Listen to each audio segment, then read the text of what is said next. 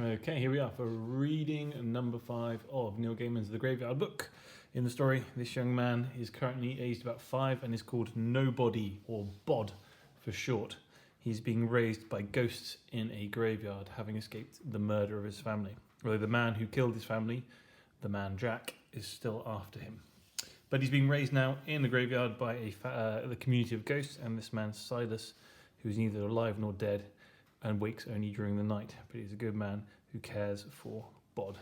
At the stage in the book, Bod is 5 and has made friends with a girl called Scarlett, who comes to the graveyard every day with her family for a bit of a run round and a bit of fresh air. And they have become friends. Scarlett's parents think Bod is an imaginary friend and are kind of encouraging the play.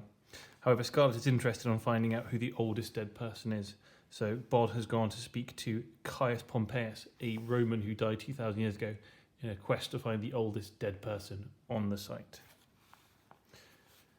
The old Roman came out of his grave with a yawn. "Ah, yes, the living boy," he said. "How are you, living boy?"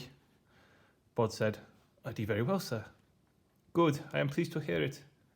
The old Roman's hair was pale in the moonlight, and he wore the toga in which he had been buried, with, beneath it, a thick woolen vest and leggings, because this was a cold country at the edge of the world, and the only place colder was Caledonia to the north, where the men were more animal than human and covered in orange fur, and were too savage even to be conquered by the Romans. So would soon be walled off in their perpetual winter. He's talking about the Scottish and Hadrian's Wall. "Are you the oldest?" asked Bod.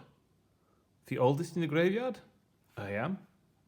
"So you were the first to be buried here?" A hesitation. "Almost the first," said Caius Pompeius.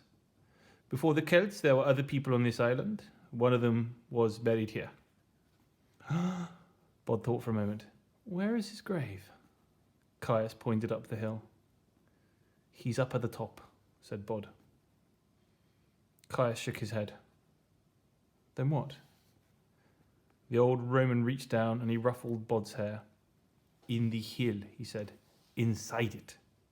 I was first brought here by my friends, followed in their turn by the local officials and the mimes who wore the wax faces of my wife, taken by a fever in Camilodunum, and my father killed in a border skirmish in Gaul, which is in France. 300 years after my death, a farmer seeking a new place to graze his sheep discovered the boulder that covered the entrance and rolled it away, and went down thinking there might be treasure. He came out a little later, his dark hair now as white as mine." What did he see? Caius said nothing then. "He would not speak of it or ever return. They put the boulder back, and in time they forgot. And then, 200 years ago, when they were building the Frobisher vault, they found it once more. The young man who found the place dreamed of riches, so he..."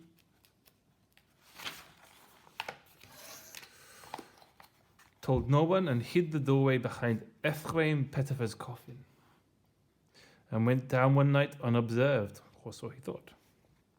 "Was his hair white when he came up?" "He did not come up." Oh. So who is buried down there?" Caius shook his head. "I do not know, young Owens, but I felt him, back when this place was empty. I could feel something waiting even then, deep in the hill." "What was he waiting for?" "All I could feel," said Caius Pompeius, "was the waiting."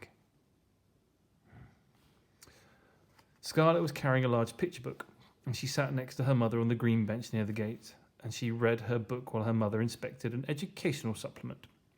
It was like an extra bit from the newspaper. She enjoyed the spring sunshine, and she did her best to ignore the small boy who waved at her first from behind an ivy-covered monument. Then, when she had resolved to no longer look at the monument, the boy popped up, literally like a jack-in-the-box, from behind a tombstone. "Judgy G. Sholey died 1921. I was a stranger and you took me in," is what it probably says on the gravestone. He gestured towards her frantically. She ignored him. Eventually, she put her book down on the bench. "Mummy, I'm going for a walk now." "Stay on the path, dear." She stayed on the path until she was round the corner, and she could see Bod waving at her from further up the hill. She made a face at him. "I found things out," said Scarlett. "Me too," said Bod. There were people here before. There were people before the Romans, she said, way back. They lived. I mean, when they died, they put them underground in these hills with treasure and stuff, and they were called barrows. Oh, right, said Bod. Well, that explains it. Do you want to come and see one? Now? Scarlett looked doubtful. You don't really know where one is, do you? And you know I can't always follow you where you go. She had seen him slip through walls like a shadow. In reply, he held up a large, rusted iron key. This was in the chapel, he said. It should open up most of the gates up there. They used the same key for all of them. It was less work. Scarlett scrambled up the hillside beside him. You're telling the truth? He nodded, a pleased smile dancing at the corners of his lips. Come on, he said. It was a perfect spring day, and the air was alive with birdsong and bee hum. The daffodils bustled in the breeze, and here and there on the side of the hill, a few early tulips nodded. A blue powdering of forget-me-nots and fine, fat yellow primroses punctuated the green of the slope as the two children walked up the hill towards the Frobishers' little mausoleum. It was old and simple in design, a small, forgotten stone house with a metal gate for a door. Bod unlocked the gate with his key, and they went in. It's a hole, said Bod, or a door, behind one of the coffins.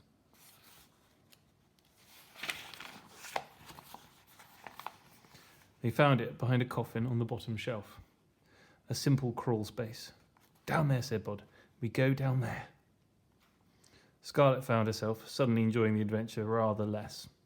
She said, We can't see down there. It's dark. I don't need light, said Bod.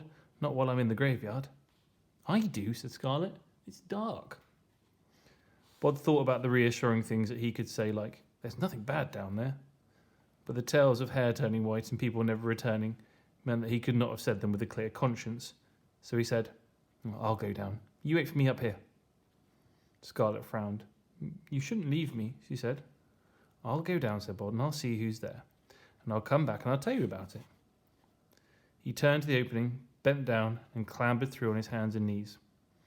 He was in a space big enough to stand up in, and he could see steps cut into the stone. I'm going down the steps now, he said. Do they go down a long way? I think so. If you hold my hand and tell me where I was walking, she said, then I could come with you, if you make sure I'm okay. Of course, said Bod, and before he had finished speaking, the girl was coming through the hole on her hands and her knees. You can stand up, Bod told her. He took her hand. The steps are just here. If you put a foot forward, you can find it. There. Now, I'll go first. Can you really see? She asked. It's dark, said Bod, but I can see. He began to lead Scarlett down the steps, deep into the hill, and to describe what he saw to her as they went. It's steps down, he said, made of stone, and there's stone all above us. Someone's made a painting on the wall. What kind of painting? A big hairy C is for cow, I think, with horns. Then something that's more like a pattern, like a big knot. It's sort of carved in the stone too, not just painted. See? And he took her fingers and placed them onto the carved knotwork.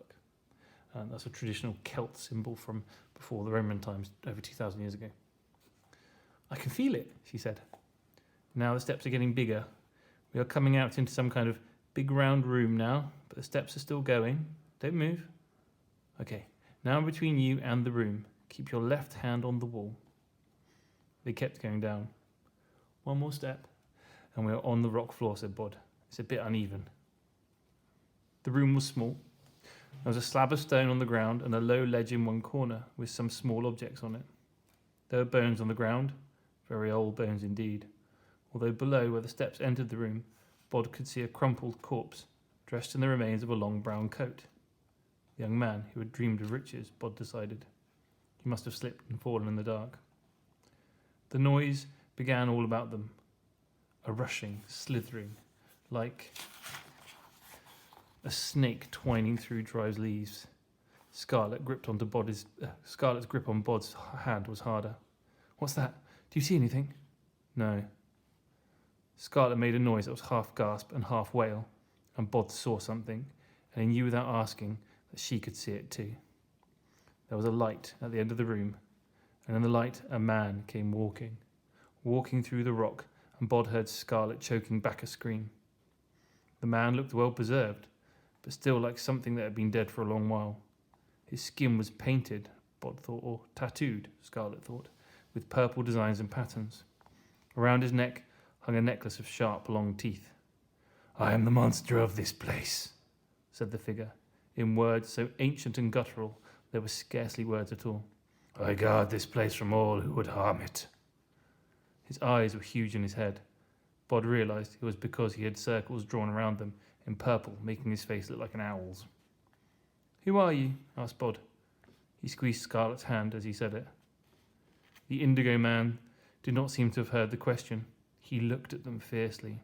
"Leave this place," he said in words that Bod heard in his head, words that were also a guttural growl. "Is he going to hurt us?" asked Scarlett. "I don't think so," said Bod. Then to the indigo man he said, as he had been taught, "I have the freedom of this graveyard, and I may walk where I choose." There was no reaction to this from the indigo man, which puzzled Bod even more because even the most irritable inhabitants of the graveyard had been calmed by this statement. Bod said, "Scarlett, can you see him?" "Of course I can see him. He's a big, scary, tattooey man, and he wants to kill us, Bod. Make him go away." Bod looked at the remains of the gentleman in the brown coat. There was a lamp beside him, broken on the rocky floor. "He ran away," said Bod aloud. "He ran because he was scared, and he slipped, or he tripped on the stairs and he fell off." "Who did?" "The man on the floor." Scarlett sounded irritated now, as well as puzzled and scared. "What man on the floor?" "It's too dark. The only man I can see is the tattooey man." And then, as if to make sure they knew quite that he was there, the indigo man threw back his head and let out a series of yodeling screams, a full-throated ululation that made Scarlett grip Bod's hand so tightly that her fingernails pressed into his flesh. Bod was no longer scared, though. "I'm sorry. I said they were imaginary," said Scarlett. "I believe you now. They're real." The indigo man raised something over his head. It looked like a sharp stone blade. "All who invade this place will die," he shouted in his guttural speech. Bod thought about the man whose hair had turned white after he discovered the chamber, how he would never return to the graveyard or speak of what he had seen. "No," said Bod. "I think you're right. I think this one is." "Is what?" "Imaginary."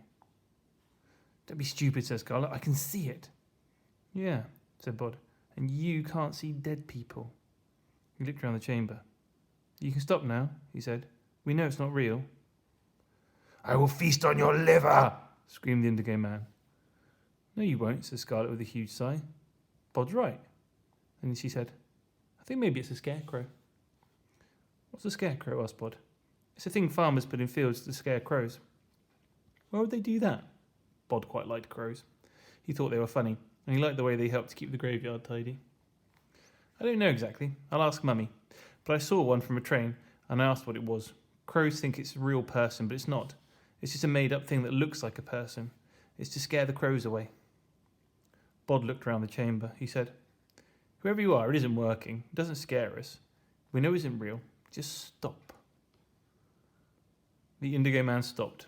It walked over to the rock slab, and it lay down on it. Then it was gone. For Scarlett, the chamber was once more swallowed by darkness, but in the darkness she heard the twining sound again, getting louder and louder, as if something was circling around the room. Something said, "We are the Slayer." The hairs on the back of Bod's neck began to prickle. The voice in his head was something very old and very dry, like the scraping of a dead twig against the window of a chapel. And it seemed to Bod there was more than one voice there, that they were talking in unison.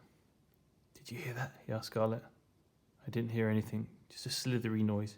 It made me feel strange, all prickly in my tummy, like something horrible was going to happen." "Nothing horrible was going to happen," said Bod. Then to the chamber he said, "What are you?" "We are the Slayer.